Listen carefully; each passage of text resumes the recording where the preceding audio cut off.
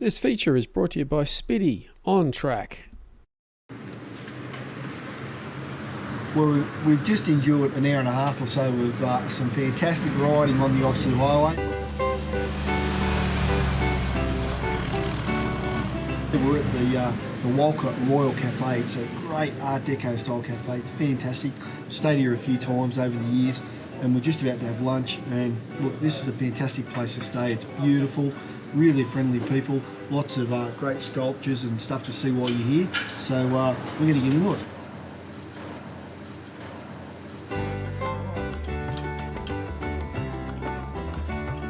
Hi, I'm Brad Keeble and this is Toni. We've got the Walcha Royal Café in Walcha. We've had it for about 10 years, 11 years now.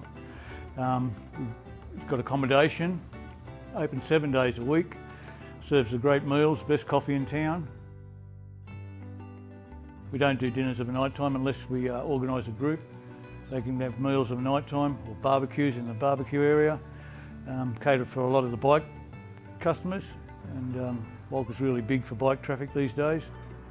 This has got to be the greatest roundabout in Australia. East to west we've got the Oxley Highway, north to Dorrigo and the Waterfall Way, and south to Thunderbolts and Gloucester. It's motorcycling mecca. When you get here, it's just a case of flipping a coin and choosing which way you go. That's what we've basically built the business around. Was an old hotel. It closed down in the 80s, late 80s, and remained derelict for a little while, and we took it over, like I said, about 11 years ago, and built it up into not a bad little business, have we? Open 7 days a week from 7 a.m. to 5 p.m. Serve breakfast, lunch, and afternoon coffees, cakes, undercover parking and lock-up parking for motorcycles out the back. A little semi-self-contained flat out the back that sleeps 5 or 7 people. Upstairs we can sleep 9 rooms. We've got 4 fire queen rooms, 3 king singles, a couple of double rooms.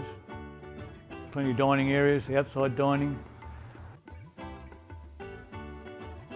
Great atmosphere, a lot of old things to look at, collectibles, bit of arty stuff around the place, as there is a lot of arty stuff around Walcha. It's a few things to look at, places to visit, but we have got the best cafe in town.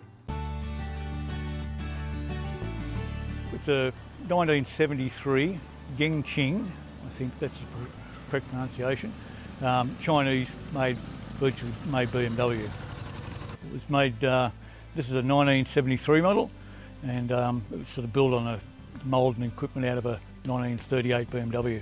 The same plant and equipment that the Germans lost during the war to the Russians. They took it all to Russia, sold this stuff to the Chinese. They make these, made them right up until the 1980s, I think, late 80s.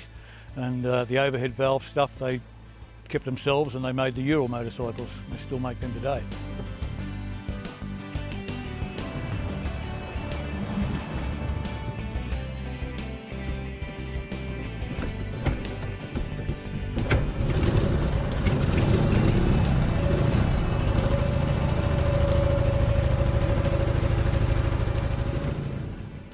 Just 3-speed.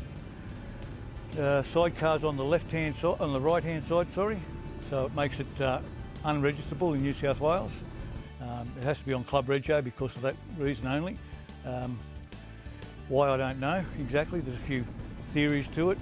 But, I suppose it's probably that they don't want the passenger being confronted with the oncoming traffic.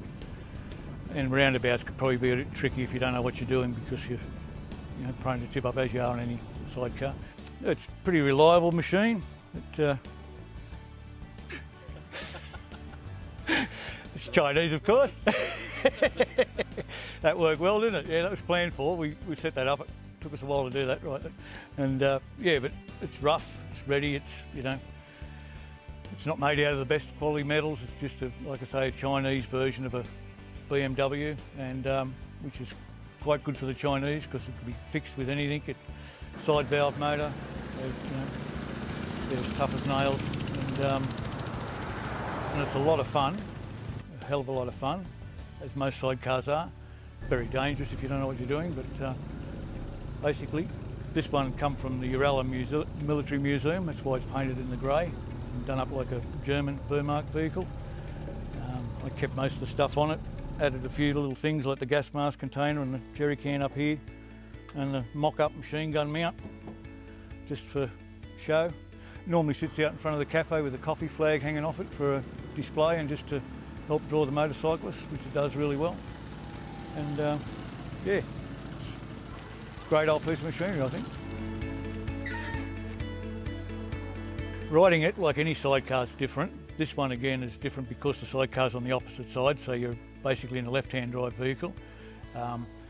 It's just a hand clutch, foot change, one heel toe gear shift on it.